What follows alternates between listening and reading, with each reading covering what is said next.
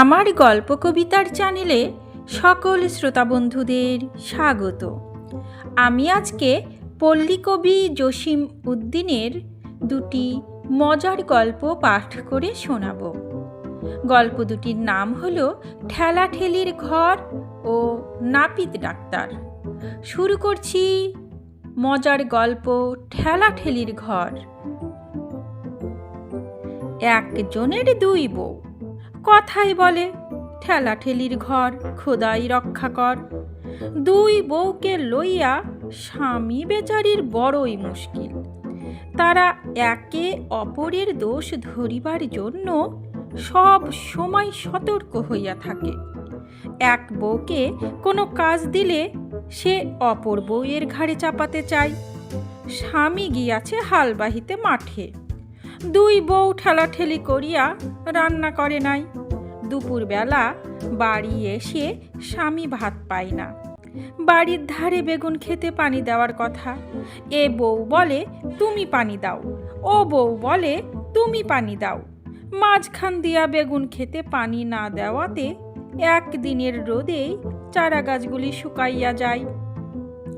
অনেক ভাবিয়া চিন্তিয়া স্বামী বউদের যার যার কাজ ভাগ করিয়া দিল, আর একদিন অন্তর এক একজনকে রান্না করিতে বলিল। আজ বড় বউয়ের রান্নার পালা, ছোট তাকে তাকে আছে। যেই বড় বউ একটু ওদিকে গিয়াছে, অমনি ছোট বউ আসিয়া তরকারির হাঁড়িতে অনেকখানি নুন ঢালিয়া দিয়া গেল। খাইবার সময় নুনের জন্য কেহই খাইতে পারিল না। বড় বউয়ের বদনাম হইল, কিন্তু সে বুঝিতে পারিল ইহা কাহার কাজ। পরদিন ছোট বউয়ের রান্নার পালা। কাল বড় বউয়ের রান্নার বদনাম হইয়াছে। আজ ছোট বউ এমন রান্না করিবে যে বাড়ির লোক খাইয়া ধন্য ধন্য করিবে। কত সুন্দর করিয়া বাটনা বাটিয়া এটা ওটা মশলা দিয়া ছোট বউ অতি পরিপাটি করিয়া রান্না করিতেছে। যেই ছোট বউ একটু ওদিকে গিয়াছে, অমনি বড় বউ এসে তরকারির মধ্যে অনেকখানি মরিচের গুঁড়া ফেলিয়া দিয়া গেল। ঝালের জন্য সেদিন কেহই খাইতে পারিল না। বাড়ির সকলে ছোট বউয়ের রান্না লইয়া ছি ছি করিতে লাগিল। এমনি আজ তরকারিতে ঝাল বেশি, কাল নুন বেশি, পরশু হলুদ বেশি। স্বামী বেচারা বড়ই মুশকিলে পড়িল। কিছুতেই ধরিতে পারে না কে এমন কাজ করে। সেদিন রান্না করিয়াছিল ছোট বউ। তরকারিতে এত নুন হইয়াছে যে মুখেও দেওয়া যায় না। কিন্তু স্বামী একটু চালাকি করিল। সে খাইতে খাইতে বলিল, আজ যে তরকারিতে মোটেই নুন পড়ে নাই, এমন নুন ছাড়া তরকারি কি খাওয়া যায়?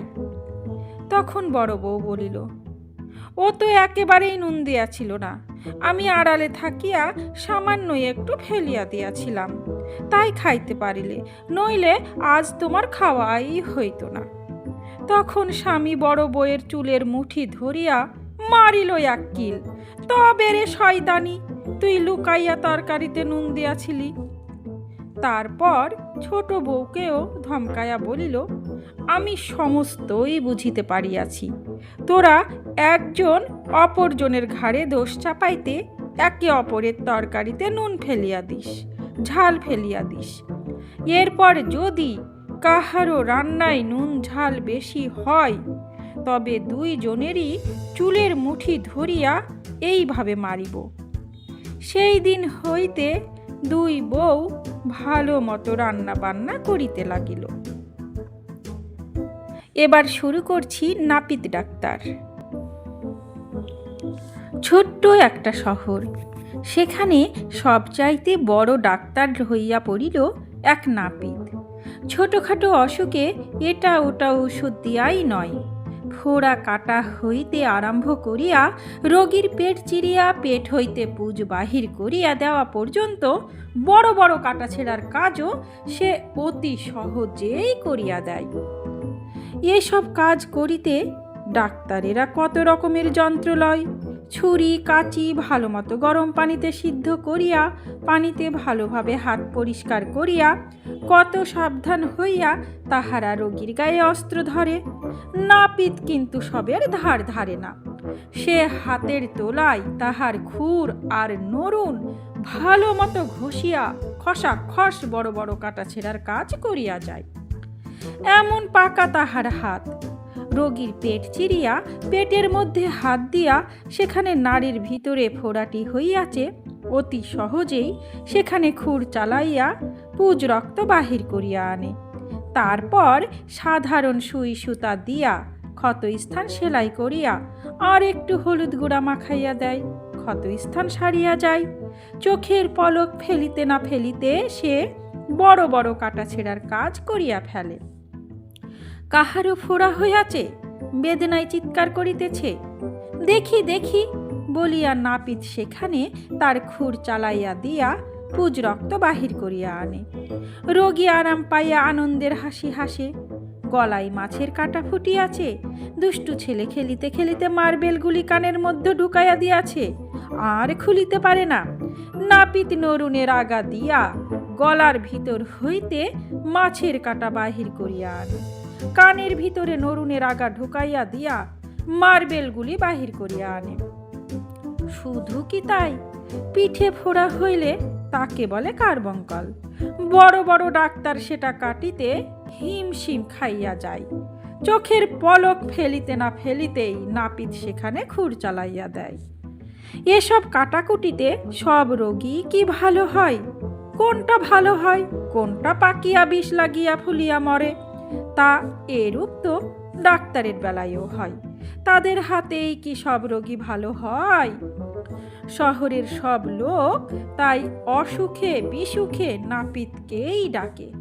ডাক্তার ডাকিলে এত টাকা দাও, অত টাকা দাও, তারপর ঔষধের দাম দাও, কত রকমের ঝামেলা। নাপিতের কাছে ভিজিটের কোনো দাম দস্তুর নাই। 2 আনা 4 আনা যার যাহা খুশি দাও। ঔষধ তো তার মুখে মুখে গরম পানির সেক, হলুদের গুঁড়োর প্রলেপ, পেটে অসুখ করলে আদা নুন খাও, তাতে না সারিলে জয়িনের গুঁড়া চিবাও, জ্বর হইলে তুলসীর পাতা, নিউমোনিয়া হইলে আকনের পাতার সেক। এই সব ঔষধ বনে জঙ্গলে পথে ঘাটে যেখানে সেখানে মেলে। তাই সকলেই নাপিতকে দিয়ে চিকিৎসা করায়। শহরের আর সব পাশ করা ডাক্তারেরা রোগীর অভাবে ভাতে মরে। নাপিতের মেয়ে ছেলে দুধে ভাতে খাইয়া নাদুস নুদুস। একদিন সব ডাক্তার একত্রিত হইয়া ভাবিতে বসিল, কি করিয়া তাদের পসার ফিরিয়া আনা যায়। এক ডাক্তার বলে, দেখো ভাই, আগে আমার বাড়িতে রোজ সকালে শত শত রোগী আসিয়া গড়াগড়ি দিত। টাকা পয়সা তো দিতই, সেই সঙ্গে রোগ সারিলে কলাটা মূলাটা যে দিনের যে তাও দিয়া যাইত। এই যে আমের মৌসুম, আমার ছেলে মেয়েরা একটা আমও মুখে দিয়ে দেখিল না। আর নাপিতের বাড়ি দেখো গিয়ে। আর এক ডাক্তার বলে, আরে ভাই ছাড়িয়া দাও তোমার আম খাওয়া, রোগীপত্তর আসে না, টাকা পয়সার অভাবে এবার ভাবিয়াছি ঔষধপত্র যা কিছু আছে সব বেচিয়া ফেলিব। অপর ডাক্তার উঠিয়া বলে, তুমি তো এখনো বেচো নাই। এই দুর্দিনের বাজারে চাউলের যা দাম, ডাক্তারি যন্ত্রপাতি তো কবেই বেচিয়া খাইয়াছি।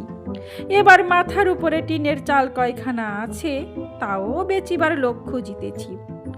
ও পাশের ডাক্তার বলে, ভাইয়া হে, এসব দুঃখের কথা আর বলি কি হইবে? দেখিতেছ না আমাদের সকলের অবস্থাই ওই একই রকম। এখন কি করা যায় তাই ভাবিয়া বাহির করো। আর এক ডাক্তার বলে, দেখো ভাই, বিপদে পড়লে বুড়ো লোকের পরামর্শ লইতে হয়। শহরের মধ্যে যে বুড়ো ডাক্তার আছেন, বয়স হইয়াছে বলিয়া এখন রোগী দেখেন না, তিনি আমাদের সকলের ওস্তাদ। চলো যাই, তাহার নিকটে যাইয়া একটা বুদ্ধি চাই, কি করিয়া আমাদের পূর্বের পসার বজায় রাখিতে পারি। তখন সকলে মিলিয়া সেই বুড়ো ডাক্তারের কাছে যাইয়া উপস্থিত হইল। বুড়ো ডাক্তার আগাগোড়া সমস্ত শুনিয়া বলিলেন, তোমরা কেহ সেই নাপিতকে আমার নিকট ডাকিয়া আনো। নাপিত আসিলে বুড়ো ডাক্তার তাহাকে বলিলেন, দেখো, এইসব ছোকরা ডাক্তারের কাছে শুনিতে পাইলাম তোমার কাটা ছিঁড়ার হাত পাকা। তুমি একটা কাজ করো, আমাদের নিকট হইতে শারীর বিদ্যাটা শিখিয়া লও, তাতে করিয়া তোমার ডাক্তারি বিদ্যাটা আরও পাকিবে। নাপিত বলিল, এ অতি উত্তম কথা, আমি তো মুখ্য সূক্ষ্ম মানুষ, আপনারা যদি কিছু শিখাইয়া দেন বড়ই উপকার হইবে। তখন সকল ডাক্তার মিলিয়া নাপিতকে শারীর বিদ্যা শিখাইতে লাগিল। শরীরের এখান দিয়া এই নাড়ি প্রবাহিত হয়, এইটা শিরা, এইটা উপশিরা, এইখানে ধমনী, এইখানে লিভার, হাতের এইখানে এই শিরা কাটিলে রক্ত বন্ধ হইবে না, লোক মরিয়া যাইবে, এইখানে হৃৎপিণ্ড। এইভাবে 7-8 দিন ধরিয়া সব ডাক্তার মিলিয়া নাপিতকে শারীর বিদ্যা শিখাইতে লাগিল। নাপিত বুদ্ধিমান লোক, ডাক্তারদের যাহা শিখিতে মাসের পর মাস লাগিয়াছিল সে তাহা 7 দিনে শিখিয়া ফেলিল। শুধু কি শারীর বিদ্যা, ডাক্তারেরা তাহাকে নানা রকম অসুখের জীবাণুর কথাও বলিয়া দিল।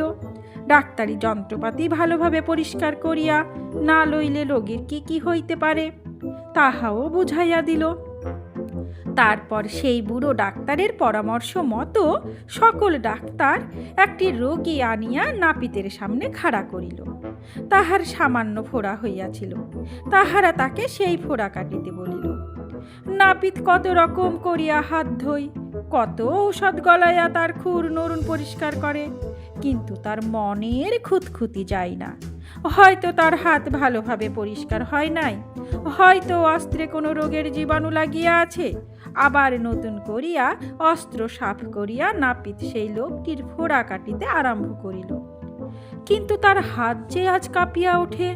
শরীরের এইখানে এই শিরা, এইখানে উপশিরা, ওইখান দিয়া খুর চালাইলে রোগী মারা যাইবে। নাপিত খুর এভাবে ধরে, ওভাবে ধরে, কিন্তু ফোড়া কাটিতে কিছুতেই সাহস পায় না। এতদিন অজানাতে রোগীর গায়ের যেখানে সেখানে খুর চালাইছে, কিন্তু সমস্ত জানিয়া শুনিয়া সে আজ রোগীর পায়ে খুর চালাইতে সাহস পায় না।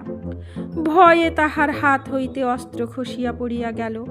নাপিত আর তাহার খুর চালাইতে পারিল না।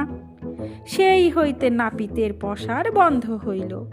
লোকেরা আবার ডাক্তার ডাকিতে আরম্ভ করিল। সমাপ্ত। কলমে জসিমউদ্দিন, কণ্ঠে আমি রোজি। আমার গল্প পাঠ যদি আপনাদের এতটুকুও ভালো লেগে থাকে তাহলে চ্যানেলটি সাবস্ক্রাইব করে আমার সঙ্গে থাকবেন।